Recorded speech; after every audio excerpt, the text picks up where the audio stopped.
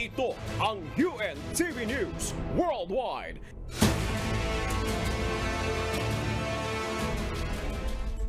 Oy, oy, oy! It's a beautiful Thursday. It's a beautiful day. Hello, Mary Jo. At syempre, hello sa ating mga kasambahay sa buong mundo.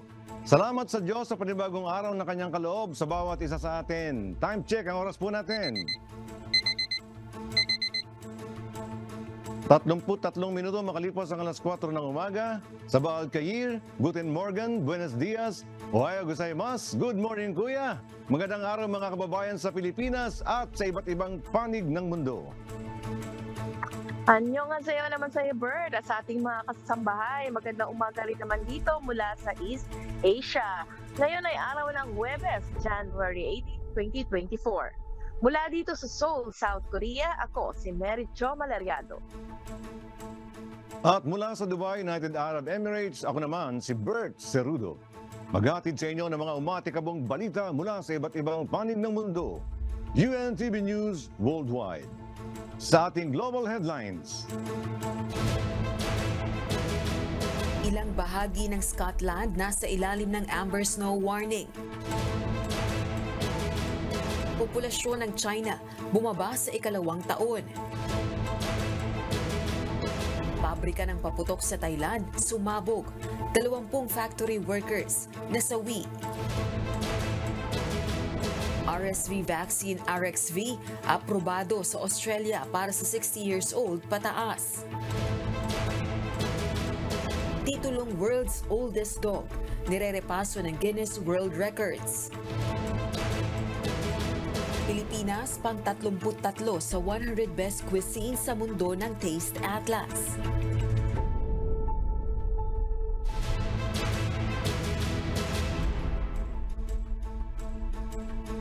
Una sa ating mga umatikabong balita.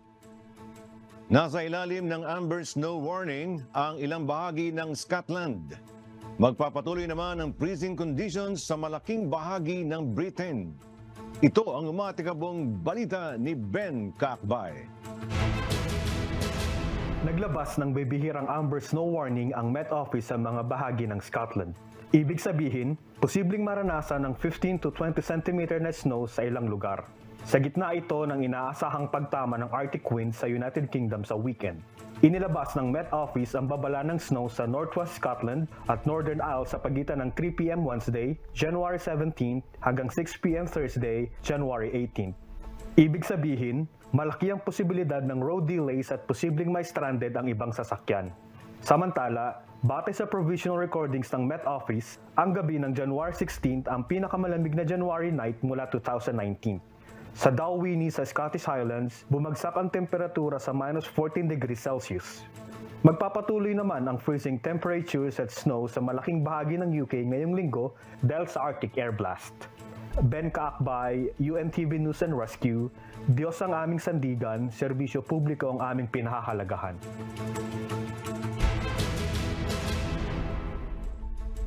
Bumaba sa ikalawang taon ang populasyon ng China. Bata ito sa population data, halos bumagsak ng 3 milyon ang populasyon ng bansa. Ito ang umatikabong balita ni Christopher Pugapan. Naitala noong 2023 ang ikalawang taon ng record low birth rate sa China. Bunsod dito tumindi ang concerns kaugnay ng future growth sa ikalawang pinakamalaking ekonomiya sa mundo. Minsang may pinakamataas na populasyon sa mundo, naungusan ng India ang China noong nakalipas na taon batay sa United Nations. Batay sa national data, 1.409 billion ang populasyon ng China noong 2023, mas mababa ng 2.08 million noong 2022. Ayon sa Beijing, bumagsak sa 6.39 per 1,000 people ang birth rate ng bansa, pinakamababang naitala. Halos kambantay nito ang ibang advanced East Asian countries gaya ng Japan. Matapos ang ilang dekadang pagpapatupad ng one-child policy, sa mga nakalipas na taon, pinagtuunan naman ng pansin ng China ang pagpapabagal sa bumubulusok na pababang childbirth rate, gaya ng pagkakaloob ng subsidy sa iba pang polisiyang makahihikayat sa mga pamilya. Noong 2021, pinahintulutan ang pagkakaroon ng mga couple ng hanggang 3 anak. Gayunman, kakaunti lang ang naging epekto nito lalo na sa pag-iral ng mataas na cost of living sa mga lungsod at career priorities para sa kababaihan. Cres Fugaban, UNTV News and Rescue. Diyos ang aming sandigan, serbisyo publiko ang aming pinahahalagahan. Naglunsad ng pag-atake ang US military sa pangatlong pagkakataon kontra Houthi missile sites sa Yemen. Ito ay nagdulot ng pagkasira ng 4 na anti-ship ballistic missiles na ginagamit ng mga militanteng grupo upang puntiryahin ang mga barko sa Red Sea. Mula sa Calgary, Alberta, Canada, may umatikabong balita si Imelda Andrada live.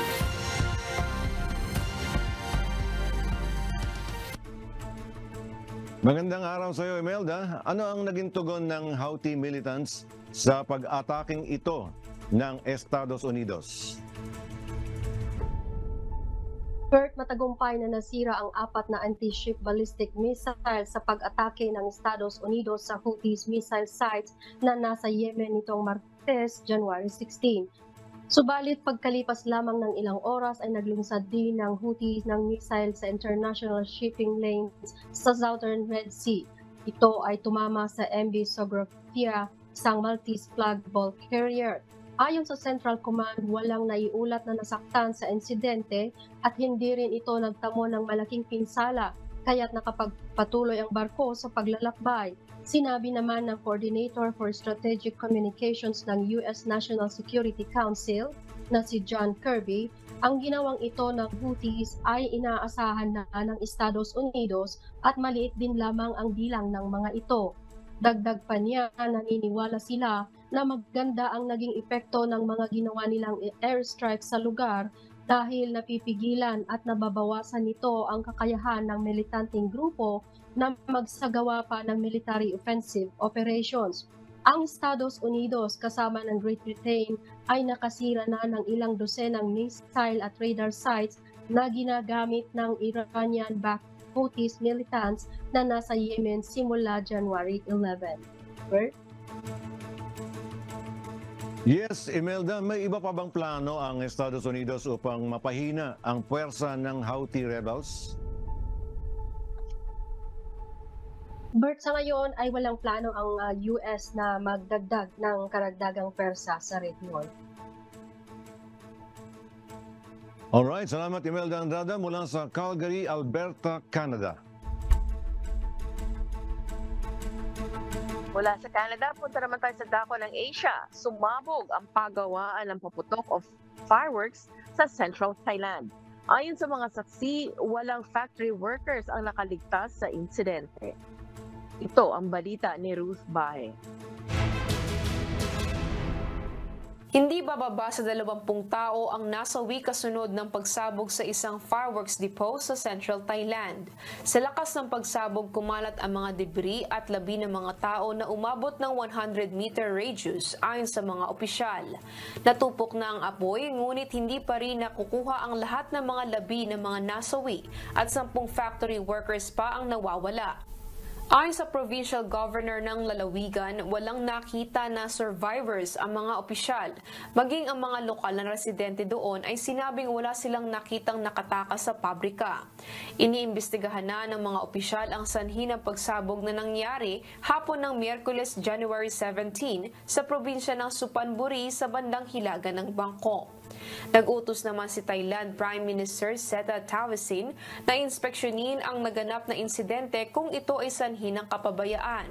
Dapat din anyang tukuyin kung ang planta ng paputok ay legal na nag-ooperate upang mabigyan ng kaukulang aksyon ang naganap na trahedya.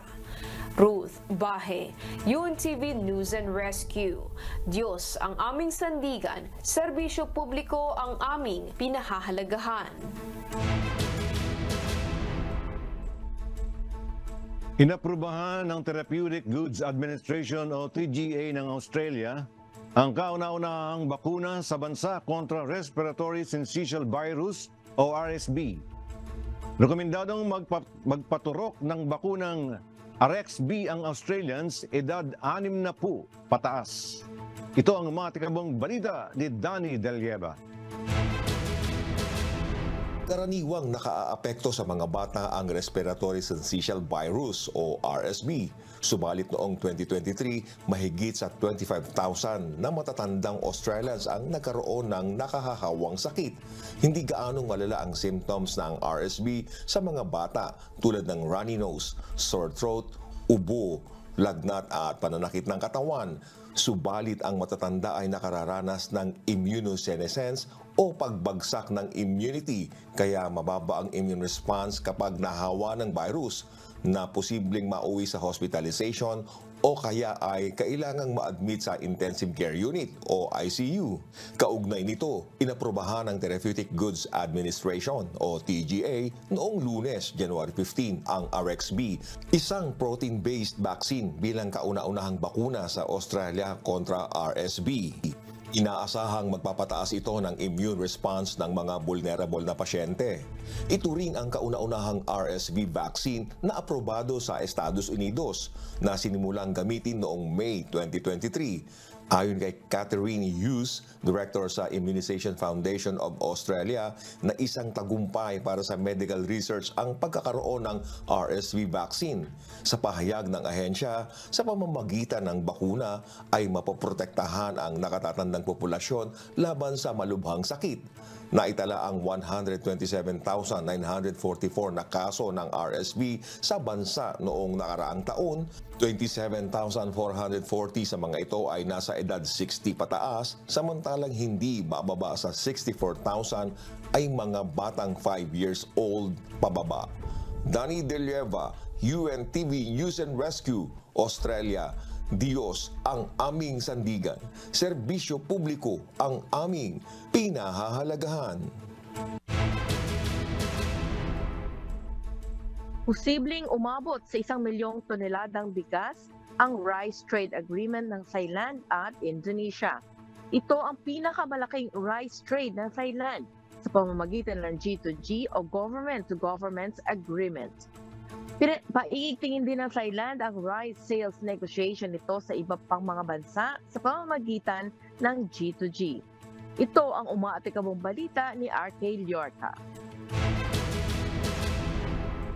Hindi na direktang magbebenta ang Thailand ng bigas sa mga bansa sa murang halaga sa ilalim ng bagong modelo ng G2G o Government-to-Government Agreement.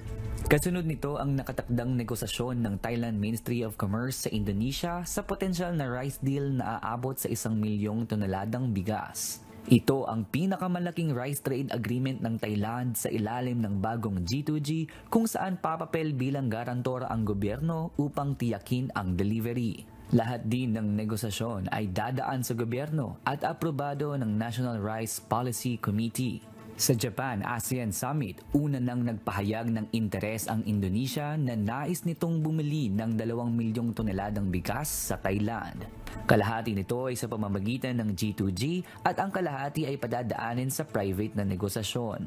Nagpahayag naman si Commerce Minister Phumtham Wechayachai ng pagkabahala tungkol sa public perception ng ganitong uri ng traditional na rice deal. Kasabay naman ng potensyal na 1 million rice trade agreement sa Indonesia bukas, January 18, hinihintay din ng Ministry of Commerce ang resulta ng G2G delivery period extension sa Chinese corporation hinggil sa karagdagang 280,000 toneladang bigas. Bukod dito, magkakaroon pa ng negosasyon ang Thailand sa pagpapalawak ng rice market nito sa Estados Unidos, gayon din sa Saudi Arabia, Africa at Iran. Ayon sa datos ng Customs Department, sa first 11 months ng 2023, nakapag-export ang Thailand ng halos 8 million tons ng bigas na nagkakahalaga ng 160 billion baht o $4.6 billion. Ito ay 14.7% increase sa volume at 28.9% increase naman sa value kumpara sa mga nakalipas na taon. RK Liorca, UNTV News and Rescue, Thailand. Diyos ang aming sandigan, serbisyo publiko ang aming pinahahalagahan. Maaaring tanggalin ng Apple ang blood oxygen sensor mula sa ilang watch models nito dahil sa patent dispute. Ibabatay ito sa desisyon ng korte kung papayagan sa paggamit ng teknolohiyang ito. Ito ang umatikabong balita ni Noni Ramos. Maaaring tanggalin ng Apple ang blood oxygen sensor sa ilan sa Apple models nito dahil sa isang isinampang kaso ng Masimo, isang global medical technology. Noong Oktubre, nanalo ang Masimo sa ruling sa US International Trade Commission o ITC na nagpapatigil ng sales ng Apple Watch models na may blood oxygen sensor bago matapos ang taon. Subalit umapela ang Apple sa ITC ruling na nagdulot ng clearance para sa pagbabalik ng Apple Watch models sa bandang katapusan ng taon. Inaasahang magdedesisyon ang US Court of Appeals kung pwedeng ipagpatuloy ang pagbebenta ng nabanggit na Apple Watch models, ang Series 9 at Ultra 2 na may blood oxygen sensor. Maaring umabot sa halos 1 taon ang appeals process, kaya kailangan din ng Apple ng extended stay para makapagpatuloy sa pagbebenta ng mga Apple Watches na may blood oxygen sensors. Sa kasalukuyan naaprubahan ng US Customs and Border Protection ang potential redesign ng Series 9 at Ultra 2 na walang blood oxygen sensor. Noni Ramos, UNTV News and Rescue.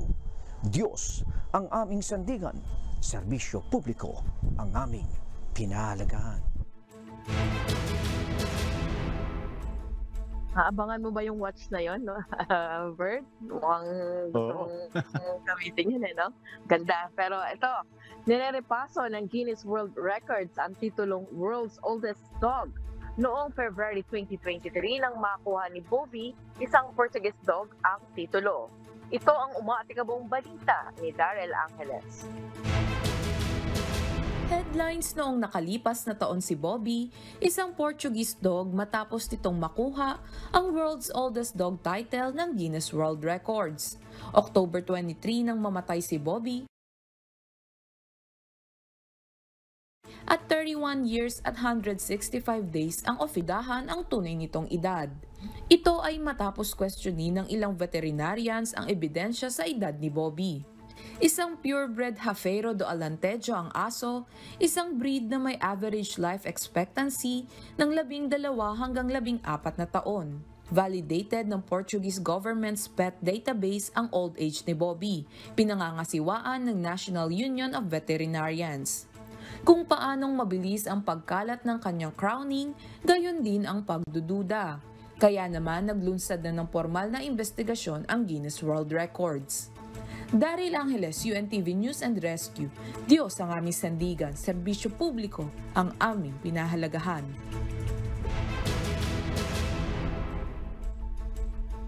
Pang-33 ang Pilipinas sa 100 Best Cuisine sa mundo para sa taong 2023 batay sa Taste Atlas, isang international food website. Nakakuha ang bansa ng rating na 4.35 out of 5 stars. Kabilang naman sa mga pinakasikat na pagkain Pinoy, ang lechon, siyempre, pansit, adobo, lumpia, sisig, sinigang at torta. Samantala, nangunguna naman sa best cuisine sa mundo ang Italy at Japan at sinundan ng Greece, Portugal, China at Indonesia.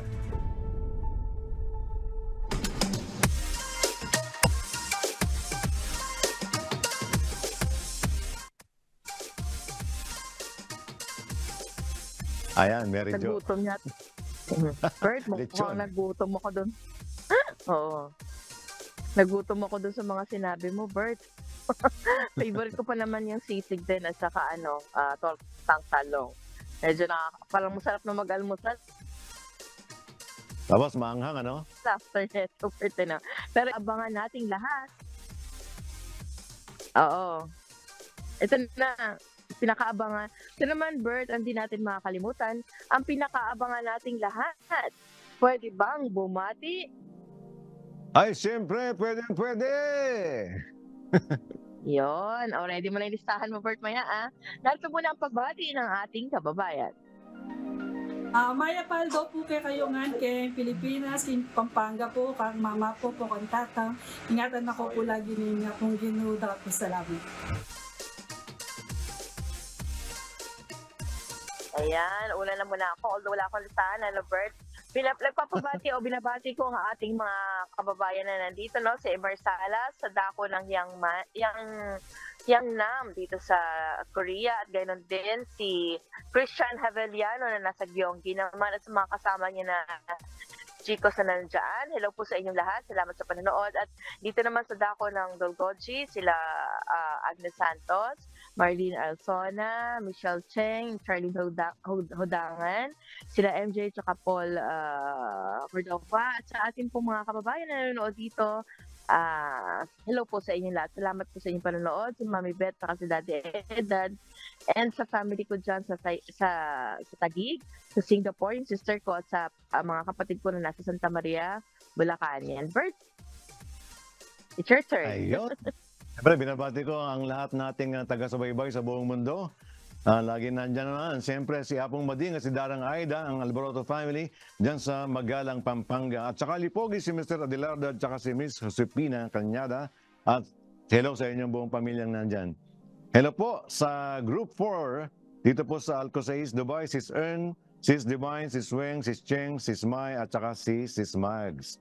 At siya, binabati ko naman, siyempre, yung ating DRRT dito sa Alcus. At dyan po si Brad Pedilon, Brad Noli, Brad Fred, Fabian, Brad Henry, Brad Roel, Brad Ruben, Brad Ronel, Brad Anthony, Brad Dondi. Hello kay Brad Ed Menjola and family. Hello po kay Sis Pei at sa kanilang anak na si Sophia and Gabi.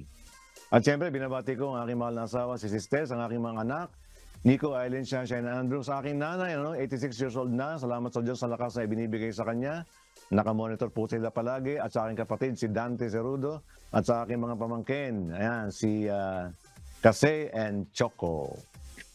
Ayan, kamusta dyan? Nabanggit mo kanina, Mary Jo?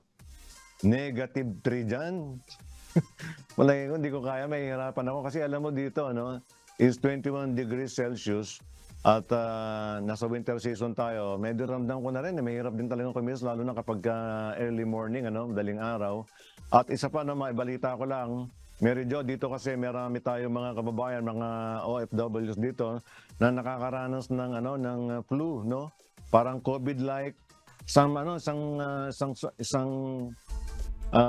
virus ito, no? Pero katulad din, merong pag-ubo, pananakit ng lalamunan, merong congestions, at lalo na yung mga bata. Kaya tayo po ay nananawagan sa ating mga kasambahay, no? Lalo na dito sa Dubai, dito sa UAE, na mag-inject tayo ng mga vitamin C. O kaya mag-take tayo ng mga juices, vitamin C, at palakasin natin ang ating katawan, magpa-araw tayo, mag-exercise. Kailangan natin yan para tayo po ay makaiwas sa mga sakit. Ayun, meron Jo, nandiyan na pala si... Oo. Albert, tawagin na natin si Amigo. Amigo Sherwin, ano ba ang ating mga humahataw na balita dyan? Yes, good morning, Bert at Mary Jo. Mukhang balot na balot si Mary Jo. Diyan ka ba sa South Korea? Mary Jo, hindi ko na-monitor kanina. Oo, dito pa rin ako ngayon sa Seoul, South Korea. Although minsan nung nakaraan ay nasa Busan ako. Pero dito, mas malamig dito, Amigo. Pero ngayon, ang good news ay bumaba na siya, no? Hindi na siya ganun kalamig compare nung last week. Pero malamig pa rin. Ayan, sa likod ko, Amigo, may mga snow pa. Pero yun, awa ng Diyos, hindi naman nagkakasakit dito kagaya ng kila Bert dyan sa Dubai, okay pa naman dito, although combo naman yung mga flu na nararamdaman, pero awa ng Diyos, wala namang strain na mga virus dito, Amigo. Ayun, dito din kasi sa atin sa Pilipinas, medyo mahangin. Sabi ko nga nung nakaraan, ito yung parang klima na hinahanap ko nung nakaraang bare months. Yung malakas ang hangin, tapos malamig. Ngayong Enero, dito natin na nararanasan at posible pa rin tumagal ito ng mid ng Pebrero, itong ganitong nararanasang medyo malamig na hangin dito sa ating bansa. At isa sa magandang balita natin ngayon, itong proyekto ng Pangulong Bongbong Marcos Jr. na rehabilitasyon na gagawin dito sa Pasig River. Alam naman natin, talagang kilala itong Ilog Pasig, Pasig River. dito sa ating bansa. Although marami nang naging proyekto dyan ng mga nagdaang administrasyon, pero mukhang maganda itong gagawin ngayon ng Pangulong Marcos na kaabang-abang sa gagawing rehabilitation dito sa Pasig River. Bert at Mary Jo. Yes, amigo Sherin, exciting yung binabalita mo na yan. Kasi talagang nung mga unang panahon, ayon sa aking nanay, talagang yung Ilog Pasig, maganda yan eh. At magandang pasyalan at nakapagkumbaga, pag nakakagamit ka pa ng bangka dyan, makakapamangka ka pa dahil sa malinis siya. Pero kung ito ay matutuloy, at magandang balita ito sa ating mga kababayan dyan, at inaabangan natin yan, amigo Sherin. Oo nga, Bert, amigo, sana dumating yung panahon na yung ating Pasig River dyan maging kagaya ng Han River dito. Kung napapanood yun sa mga k-drama, yung mga nagpipiknik, mga naglalakad, meron din mga cruise, ganun kalinis yung kanilang river dito. At may mga bata, pagka weekend, doon sila nagpipiknik sa tabi ng Han River. Malawak siya. Sana dumating din yung time na makita pa sana natin yung ganun, amigo. At saka, exactly, ganyan Mary Jo ang plano ng administrasyong Marcos. Parang gawing tourist attraction ngayon yung Pasig River, Mary Jo. Nako, maganda yan. Oo, sana nga ay marami ang makikinabang dyan. I'm sure pag natuloy, amigo. Ayun, salamat, amigo Sherwin. At sa ating mga correspondents mula sa iba't ibang panig ng mundo. Mga kasambahay, kung meron kayong hindi napanood na balita o nais po ninyong muling tunghayan ang UNTV News Worldwide, maaari niyo po itong balikan sa aming mga official social media account. I-like at i-follow lamang ang UNTV News and Rescue Facebook account at i-click ang subscribe button sa UNTV News and Rescue YouTube channel. Mapapanood nyo rin po rito ang iba pang news programs ng UNTV, pati na ang iba pang video na nag-iisang public service channel. Kaya tara na, subscribe, like, and share.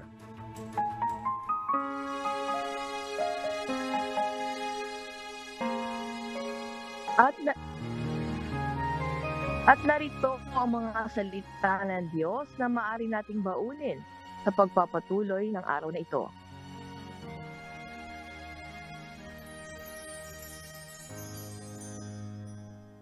Nasusulat sa Book of Proverbs 17:9. He that covereth a transgression seeketh love, but he that repeateth a matter separated very friends.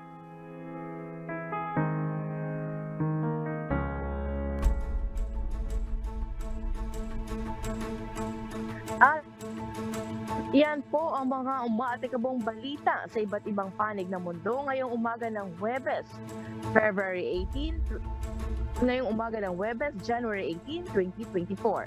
Susunod na ang programang Hataw Balita Pilipinas sa UNTV at sa UNTV Radyo La Verdad 1350. Sa ngala ng lahat ng mga bumubuo ng UNTV News and Rescue at ng UNTV Radyo La Verdad 1350, mula rito sa Seoul, South Korea, ako si Mary Jo Maleriado. At mula naman sa Dubai, United Arab Emirates, ako si Bert Cerudo. Dito sa UNTV at sa UNTV Radyo La Verdad 1350, Diyos ang aming sandigan, serbisyo publiko ang aming pinahahalagahan. Maraming salamat po.